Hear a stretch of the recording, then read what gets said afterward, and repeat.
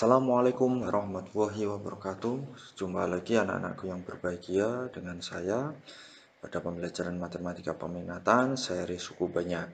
Pada kesempatan kali ini kita akan mempelajari tentang teorema Vita, di mana di sini itu menjelaskan tentang hubungan penjumlahan dan perkalian akar-akar rasional dari suku banyak. Tentu saja akar-akar rasional sudah kalian dapatkan di pertemuan sebelumnya, yaitu di teorema faktor. Nah, pada kesempatan kali ini pelajaran kita itu bertujuan untuk mengetahui jumlah berapa jumlah dari akar-akar rasional tersebut dan berapa perkalian dari akar-akar rasional tersebut. Padahal di teorema Vita ini hubungan penjumlahan dan perkalian akar-akar itu kita bisa mendapatkannya dengan sangatlah mudah kalau kita tahu ilmunya ya. Maka saksikan video saya, penjelasan saya ini sampai selesai. Oke, sebelum kita lebih lanjut, kita coba persepsi dulu ya, mengingat kembali tentang akar-akar rasional dari suku banyak. Nah, berikut ada pertanyaan ya. Jika suku banyak Px itu berderajat 2 ya, kuadrat, maka akar rasional maksimalnya itu ada berapa? Ya, betul sekali, akar rasionalnya itu ada 2, itu kita bisa misalkan sebagai X1 dan X2. Selanjutnya, jika suku banyak Px itu berderajat 3, maka akar rasionalnya itu juga maksimal ada sebanyak ya 3. Akar rasional bisa kita misalkan sebagai X1, X2, dan X3. Sementara jika suku banyak Px itu berderajat 4, maka akar rasionalnya itu maksimal ada sebanyak 4 juga. Oke, sehingga akar rasionalnya itu bisa kita misalkan sebagai X1, X2, X3, dan X4. Jadi di sini ada pola ya nak ya. Ketika kalian ditanya berapa banyak akar-akar rasional dari Px yang berderajat 5. Nah, kalian tentu saja dengan mudah bisa menjawab dengan 5 karena ini berpola dari 2, 3, 4 dan seterusnya.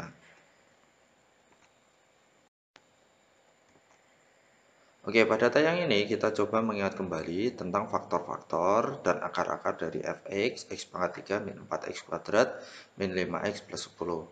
Nah, sesuai yang sudah kalian selidiki kemarin, kalian mendapatkan faktornya itu adalah x min 1, x plus 2, x min 5. Sehingga jika kita sama dengan 0, maka kita bisa mendapatkan yang namanya akar-akar rasional. Nah, X1 sama dengan 1, X2 sama dengan min 2, dan X3 sama dengan 5. Apakah masih ada X yang lain? Saya kira tidak ya, karena kita di sini sudah mendapatkan 3 buah X yang ada nilainya ya, X1, X2, dan X3. Ada 3 buah akar dari fx yang berderajat 3, jadi sudah pas. Jadi maksimal akar rasional dari fx yang berderajat 3 ini adalah 3. Gitu ya. Nah, ini membuktikan tadi ya. Yang pertama tadi bahwa jika suku banyak itu berderajat 3, maka akar-akarnya juga maksimal ada 3. Dengan kata lain, akar-akar rasional, banyaknya akar-akar rasional itu mengikuti derajat dari suku banyak tersebut. Ya, paham ya? Nah, untuk selanjutnya, berapa sih jumlah akar-akarnya? Ya, dengan sangat mudah kalian bisa menjawab 1 ditambah min 2 ditambah 5, yaitu kita dapatkan hasilnya adalah 4. Jadi jumlah akar-akarnya itu 4. Nah, mudah sekali kan?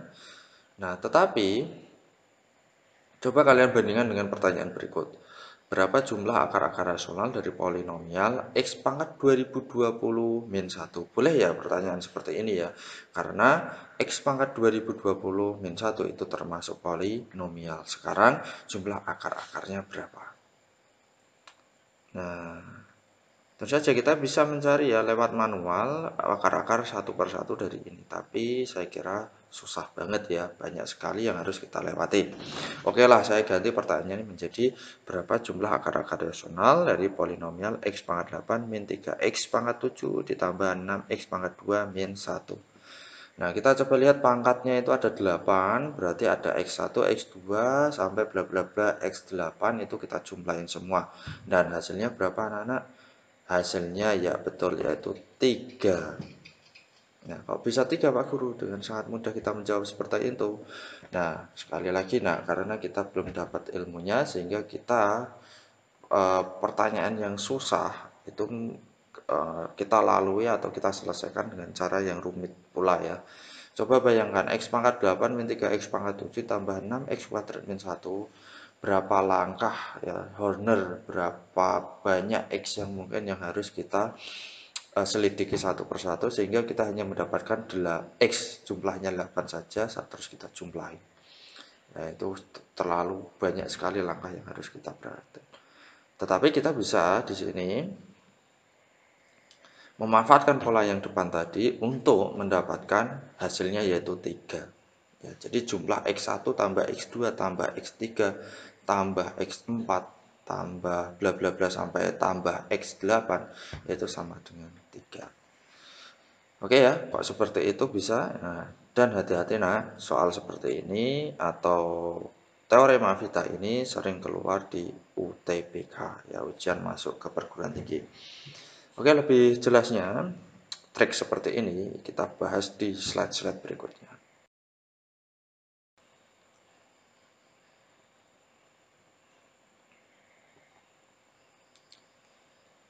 Nah, sebelum kita masuk ke trik teorema Vita, ya, kita lihat dulu hubungan penjumlahan dan perkalian akar-akar rasional fx ya, atau istilah-istilah yang ada di akar-akar rasional ya. Kita misal punya x1 dan x2 itu akar rasional dari fx ax kuadrat plus bx plus c, maka dulu di persamaan kuadrat ya kita bisa mendapatkan jumlah dari x1 tambah x2 itu lewat rumus min b per a. Sementara perkalian itu kita bisa dapatkan dari C per A. X1 kali X2 itu sama dengan C per A. Nah, gitu ya. Jadi penjumlahan dari akar itu bisa kita dapatkan dari memanfaatkan koefisien. Perkalian pun seperti itu. Kita juga memanfaatkan koefisien sebenarnya. Nah, itu juga saya lakukan itu ketika saya memberikan pertanyaan tadi ya, yang X pangkat 8 tadi jawabannya itu jumlahnya X1 tambah X2 sampai tambah X8 itu hasilnya adalah 3 dengan sangat mudah seperti itu karena saya menggunakan koefisiennya saja. Oke. Nah, istilah yang lain itu adalah X1 dan X2 itu dikatakan kembar, maka kita bisa membuat permisalan X1 sama dengan X2. Sementara X1 dan X2 itu adalah akar berlawanan, maka kita bisa memisalkan itu X2 sama dengan min X1. Contohnya, jika X1-nya itu 2, maka X2-nya adalah min 2. Sehingga kita bisa membuat persamaan yaitu X2 sama dengan min X1. Ya. Ini artinya berlawanan. Berlawanan tanda maksudnya seperti itu.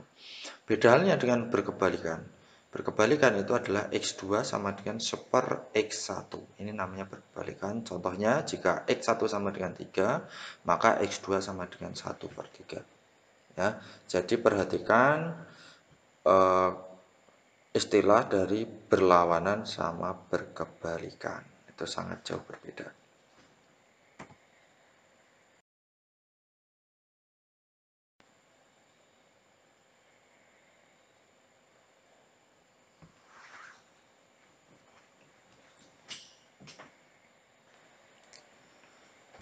Oke ya, kita masuk ke teorema Vita. Di sini saya sajikan dalam bentuk tabel saja ya. Semoga kalian bisa mendapatkan inspirasi dari tabel ini.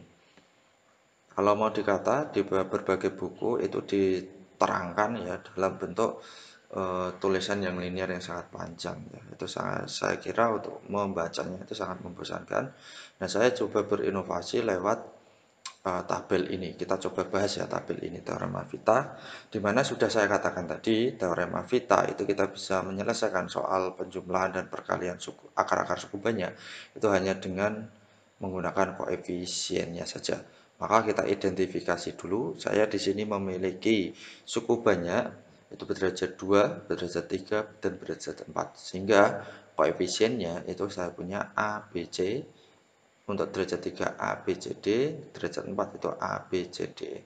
Sementara akar-akarnya itu adalah untuk derajat 2 X1, X2, derajat 3 X1, X2, dan X3, derajat 4 itu adalah X1, X2, X3, dan X4.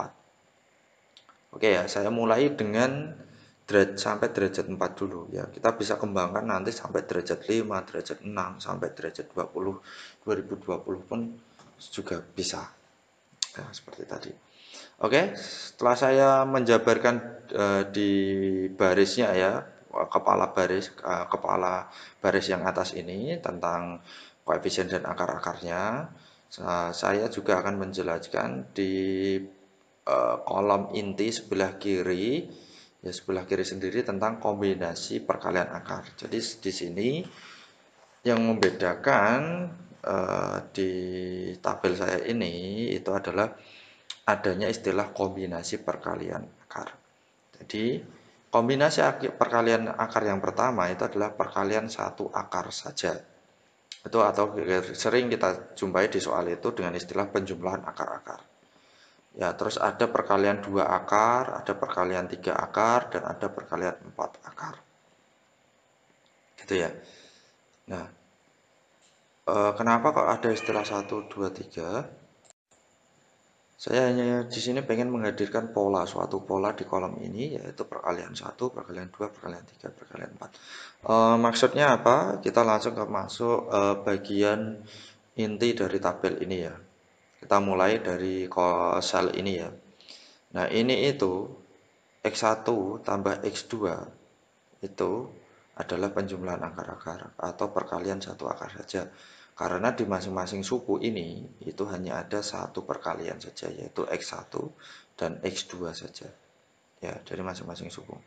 Sementara di bawahnya itu adalah X1 kali X2. Jadi ini ada kombinasi perkalian 2 akar. Ya. Jadi ada akarnya X1 dan X2 dikalikan. Berarti ada 2 akar yang dikalikan. Jadi perkalian 2 akar ya. Oke, kalau belum jelas, saya lanjut ke sebelah kanannya langsung ya di sini. Ini itu adalah perkalian, kombinasi perkalian 2 akar dari Px derajat 3. Ya. Jadi kombinasinya apa? X1, X2. Enggak hanya X1 dan X2 saja. Ya, ada X1 dan X3. Karena akarnya 3 ya, berarti kita harus nyebut X3 juga. Ada lagi X2 kali X3. Di masing-masing suku ini memuat perkalian. Ya, jadi masing-masing penjumlahan ini memuat perkalian 2 akar. Maka ini dikalikan perkalian 2 akar. Di derajat 4 lebih panjang lagi. X1, X2, X1, X3 sampai X3, X4. Ya, jadi masing-masing untuk melihat perkalian 2 akar, perkalian 3 akar itu kita lihat masing-masing sukunya ini ada berapa X di situ. Kalau ada 2X di masing-masing suku ini, masing-masing penjumlahan ini ada 2X, maka itu dikatakan perkalian 2 akar. Terus apa maknanya? Maknanya perkalian 2 akar, setelah kita tahu perkalian 2 akar itu melibatkan 2 akar di masing-masing suku, maka kita di sini itu hubungannya itu dengan koefisien C. Nah, jadi koefisien C ya, ini kita pakai untuk mendapatkan nilai dari perkalian 2 akar itu. Walaupun di masing-masing suku banyak itu perkalian 2 akarnya itu berbeda-beda, semakin besar derajatnya maka semakin panjang perkalian 2 akarnya. Tetapi intinya itu hanya menggunakan koefisien C saja, di mana C itu dibagi A. Oke, poin ya di sini.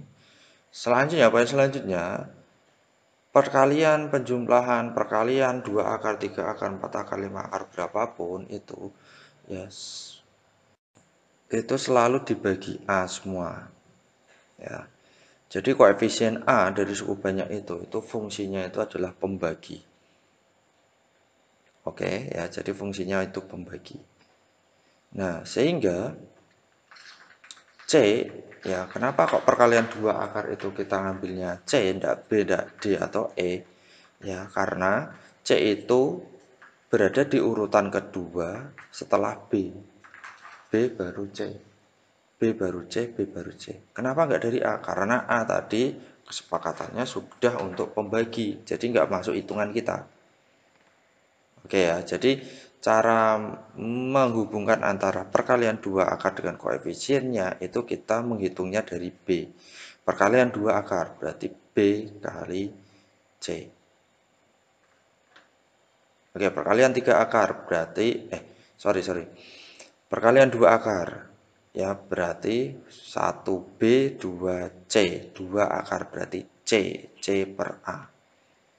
Perkalian 3 akar berarti dari B 1, 2, 3 di D berarti perkalian 3 akar menggunakan D per A. Perkalian 4 akar itu menggunakan E per A. 1, 2, 3, 4 E per A. Itu ya, perkalian 1 akar saja atau penjumlahan berarti 1B dari B dulu berarti B per A. Itu ya, itu poin yang kedua. Poin yang ketiga itu kita harus membubui di situ di pembagian dengan A itu ya, itu dengan tanda negatif dan positif. Mulainya dari mana? Negatif itu kita mulai dari perkalian 1 atau dari koefisien B. Ya, B itu min, C itu plus. B itu min, C itu plus, D itu min berarti min plus min. B itu min berarti min plus min plus. Ya, sehingga kita bisa menurunkan ke dalam kolom-kolom ini ya untuk perkalian 2 atau penjumlahan akar-akar itu sama semua untuk semua suku banyak derajat berapapun itu 2020 pun itu penjumlahan akar-akarnya sama rumusnya yaitu min B per A. Nah, sementara perkalian 2 akarnya itu adalah C per A. Ya, positif habis negatif, terus yang kedua positif. C per A. Nah, walaupun nanti di format format perkalian 2 akarnya itu di setiap suku banyak itu berbeda. Ya, kita lihat hanya di satu sukunya saja itu perkaliannya ada berapa. Kalau 2 berarti 2 akar. C per A. Sementara perkalian 3 akar itu menggunakan min D per A. Sementara di suku derajat 2 itu tidak ada ya, karena 3 akar akarnya aja hanya 2. Gimana kita mencari perkalian 3 akar? Demikian juga untuk perkalian 4 akar kita menggunakan E per A. Nah, lebih lanjut kalian bisa tambahkan di sebelah kanan itu adalah polinomial derajat 5. Dicoba aja rumusnya seperti apa. Itu ya, kira-kira seperti itu ya untuk perhatikan aja poin-poinnya untuk penggunaan tabel pola perkalian akar-akar rasional dari suku banyak atau teorema Vita ya. Kalau saya boleh gambarkan teorema Vita itu dalam bentuk tabel seperti ini.